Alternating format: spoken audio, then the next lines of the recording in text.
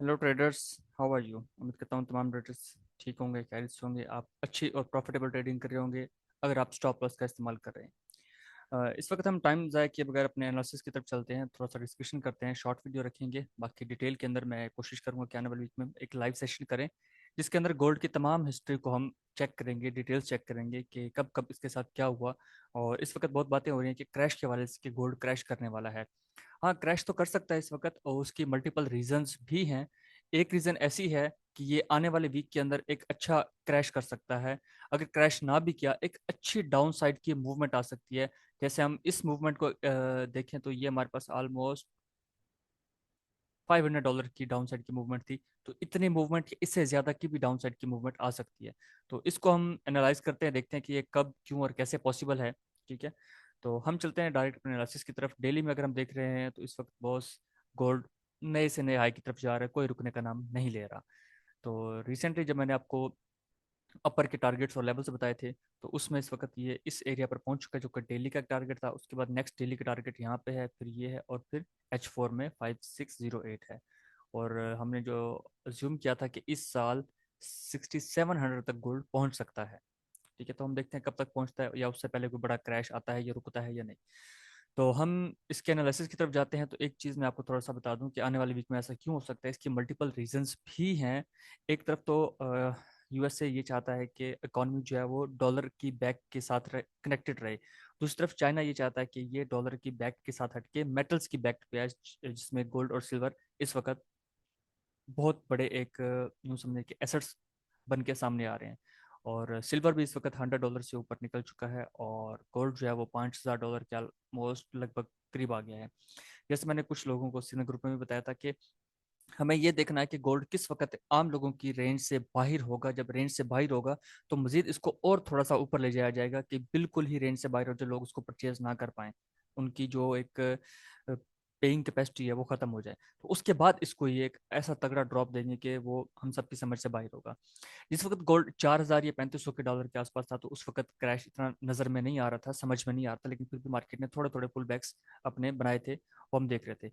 अभी अगर आप ये अज्यूम करें कि जिस तरह हम अगर प्रीवियस हिस्ट्री को देखते हुए ये अज्यूम करें कि 33% का क्रैश जो आया था, तो अभी अगर $5000 पे है तो 33% का अगर हम क्रैश लगाते हैं तो वो ऑलमोस्ट बनेगा 1500 $1600।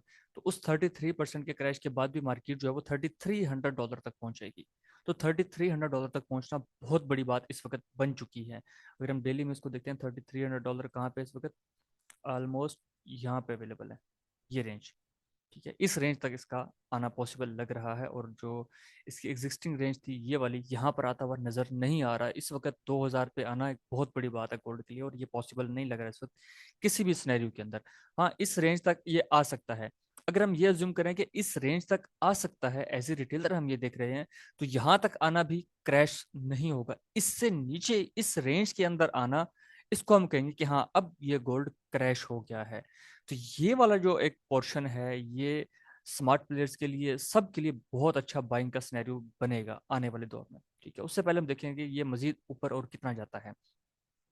तो कुछ टारगेट्स हमने देख लिए हैं, बाकी हम देखते हैं। अब मैं बात कर रहा हूँ कि आने वाले वीक में पॉसिबल है कि ये क्रैश दे सकता है। वो क्रैश ना भी हो, वो एक अच्छी सेलिंग की अपॉर्चुनिटी नजर आएगी। तो वो क्यों और कैसे नजर आएगी, इसके ऊपर हम मजीद उस दिन भी बात करेंगे जिस दिन ये सिनेरियो पॉसिबल होगा।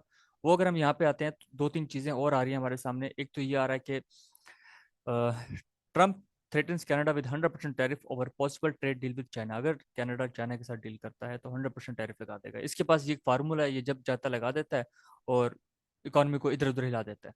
ठीक है, दूसरी चीज जो मैं इंपॉर्टेंट बता रहा था वो ये है, एक तो कनाडा का रेट आने वाला है, दूसरा हमारे पास थर्सडे मतलब वेडनेसडे की नाइट 12 बजे हमारे पास FOMC आएगा, जिसमें इस वक्त की जो प्रोडिक्शन है वो 3.75 पे इस मंथ इन्होंने इसको स्टेबल रखना है। कह रहे थे कि 2 बेसिस पॉइंट या 3 बेसिस पॉइंट इस साल में कट लगाएंगे, कब लगाएंगे अभी इसका कोई डिसीजन नहीं हुआ। तो आने वाले दिनों में देखते हैं कि इस दिन अगर ये कट करते हैं तो क्या पॉसिबल सिनेरियो आता है, तो उसका मजीद हम डिटेल देखेंगे। क्योंकि हमेशा कट करना गोल्ड को बाय नहीं ले जाता, कभी कभी कट करना गोल्ड को सेल भी करवा देगा। तो वो सिनेरियोज होते हैं डिफरेंट, इंटरेस्ट के हिसाब से, यील्ड के हिसाब से, बॉन्ड्स के हिसाब से, कि उसके अंदर क्या सिनेरियो चल रहा है। तो वो हम देखेंगे आने वाले टाइम में। फिलहाल अपने टेक्निकल के हिसाब से भी इसको अगर हम देखते हैं तो ये इस वक्त अगर हम डेली में देख रहे हैं तो डायरेक्ट ये ऊपर ही जा रहा है, कोई इसका रुकने का नामो निशान नहीं है। हम जो अपना लेवल देखेंगे कि कहाँ पे रुक सकता है, हम जस्ट अपना इनगल्फिंग बाय देखेंगे जो हमारे पास इस जगह पे पहला अवेलेबल है। ठीक है, ये ऑलमोस्ट बनता है 46 एंड 4500 के दरमियान। तो हम यहाँ से ऊपर का कोई एरिया देखेंगे कि मजीद बाइंग के लिए हमें क्या अपॉर्चुनिटी नजर आती है। और इसके साथ जिस तरह हमने देखा था कि ये हमारे पास एक सेल्फ फेल का एरिया है, दोनों ओवरलैप भी कर रहे हैं, तो ये जोन भी एक बहुत अच्छा जोन हमारे लिए साबित हो सकता है। यहाँ पे हम दो लाइनें इस तरीके से लगा लेते हैं, जो ओवरलैप का एरिया बन रहा है, ये हमारे लिए इंपॉर्टेंट होगा।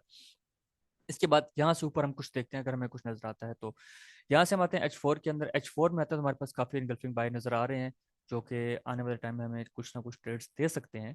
ठीक है, अभी मैं रिसेंटली कल परसों भी देख रहा था कि जब भी ये थोड़ा सा ऊपर जा रहा है और नीचे आता है, तो सडनली 1 मिनट 5 मिनट की कैंडल के अंदर 200-300 पिप्स की मूवमेंट तो कर देते हैं, जिसकी कोई रीजन भी नजर नहीं आ रही थी। सडनली नीचे आकर रिटेस्ट करके ऊपर जा रहा है अपने प्रेशर को मेंटेन करने के लिए। तो इस चीज से भी हमें बचना है। इससे बचते हुए हमें देखना है कि हमें अपने ट्रेड्स को किस एरिया पर सेफली प्लेस करनी चाहिए। तो H4 में आते हैं तो हमारे पास ये एरिया बहुत अच्छा एरिया है। एक तो यहाँ पे इनगल्फिंग सेल फेल हमारे पास बन चुका है, और दूसरा हमारे पास फ्रेश इनगल्फिंग बाय भी बन चुका है। हम दोनों को मॉनिटर करेंगे कि हमें यहाँ पे किस एरिया पर बैठना चाहिए ट्रेड करने के लिए। एक फिर हमारे पास यहाँ पे इनगल्फिंग बाय बनता है, और इसके साथ सेल फेल बनता है हमारे पास ये एरिया। ये बहुत अच्छी बात है कि ए और बी यहाँ पे कनेक्टेड है, इधर भी ए और बी कनेक्टेड है। तो सी का वेट है, जहाँ पे हाई टाइम फ्रेम में सी देगा हम मजीद वहां से और अज्यूम करेंगे कि मार्केट $100 तक ऊपर जा सकती है। अगर इसी एरिया को रिटेस्ट करके यहाँ पे इनगल्फिंग बाय देके ऊपर क्लोजिंग देती है, तो ये मजीद $100 ऊपर चला जाएगा, 5200 तक इजीली पहुंच सकता है, 5204 तक। ठीक है जी, उसके बाद हमारे पास H4 में आता है ये पॉइंट, इसको हम मार्क कर लेते हैं। इसके बाद जी अगर मैं इसको RSI में देखूँ तो बहुत ज़्यादा ओवरसोल्ड हुआ है। ठीक है, और कुछ इंडिकेशन H4 में भी फिलहाल बाई की नहीं दे रहा। H1 में आता हूँ तो H1 में भी नहीं दे रहा बाई की। M30 में आते हैं तो M30 में भी अभी सिनेरियो जो है वो सेल का बता रहा है, लेकिन बाई का नहीं है। हम शॉर्ट टाइम फ्रेम में मजीद आते हैं तो इस वक्त ठीक है, इस वक्त भी ये बाइंग अपॉर्चुनिटी बता रहा है। इन केस ये हाई ब्रेक करके कैंडल क्लोज करता है तो ये और ऊपर जाएगा। M15 इसको बाय बता रहा है, तो हम इसको बाय की साइड पर ही देखेंगे। अब हम आते हैं M15 के अंदर। तो M15 में जो हमारे पास फ्रेश बाय बनता है हम उसको ऑब्जर्व करेंगे। एक ये हो गया हमारे पास नंबर 1। फिर टेस्टेड हैं, सारे टेस्टेड हैं, सारे टेस्टेड हैं। तो ये क्योंकि इस सेल फेल जो हमने H4 से निकाला था उसके सामने आ रहा है, तो हम सिर्फ इस फ्रेश बाय को लेंगे। और हम यहाँ देखते हैं हमारे पास ये एक इनगल्फिंग सेल फेल का एरिया है, तो इसके अंदर से हमें कोई ट्रेड अपॉर्चुनिटी किसी रीजन के साथ नजर आती है तो यहाँ से हम ऑब्जर्व करेंगे। एक तो हमारे पास ये एरिया हो गया। ठीक है जी, इसके बाद यहाँ पे आते हैं तो बॉस सेल फेल के साथ ये बी पॉइंट है, उसका रिटेस्ट है, सी नहीं बना। सी नहीं बना तो इसके अलावा इसको फिर हम M5 में अगर देखें तो कुछ नज़र आता है। M5 में ये सेल फेल आखिर नज़र आ रहा है, तो हम इसको ट्रेड करेंगे। ठीक है जी, ये पॉइंट ए बी और इधर सी वेटेड है, तो इस एरिया के ऊपर हम अपनी बाई की ट्रेड को प्लेस करेंगे। ये एरिया होगा। अगर ये जोन बड़ा है तो इसको कैसे ट्रेड करना है ये आप लोग मुझसे बेहतर जानते हैं, मैं आपको कई बार ये पहले भी बता चुका हूँ। इसके बाद आते हैं तो हमारे पास पहला एरिया ये सेल फेल का है, क्योंकि यहाँ पर एक कंफर्मेशन ये भी अवेलेबल है, एक ये भी अवेलेबल है, तो हम इसको कनेक्ट कर देंगे इसके साथ ही। तो ये हमारे पास बनेगी ये यहाँ पर, ये एग्जिस्टिंग सेल फेल के साथ ये पॉइंट। और ये फ्रेश एरिया में आते हैं तो नंबर 1, नंबर 2, नंबर 3, नंबर 4, ये 4 एरिया हमारे पास बनते हैं इस तरीके से करके। इस एरिया पे हमें देखना है कि कैंडल रुके, इसके ऊपर एक इनगल्फिंग बाय दे, देन इस एरिया को हमने ट्रेड करना है। बाकी ये एरिया बड़ा है तो आप बेहतर जानते हैं कि उसको हमें 30 पिप्स तक किस तरीके से लेके आना है।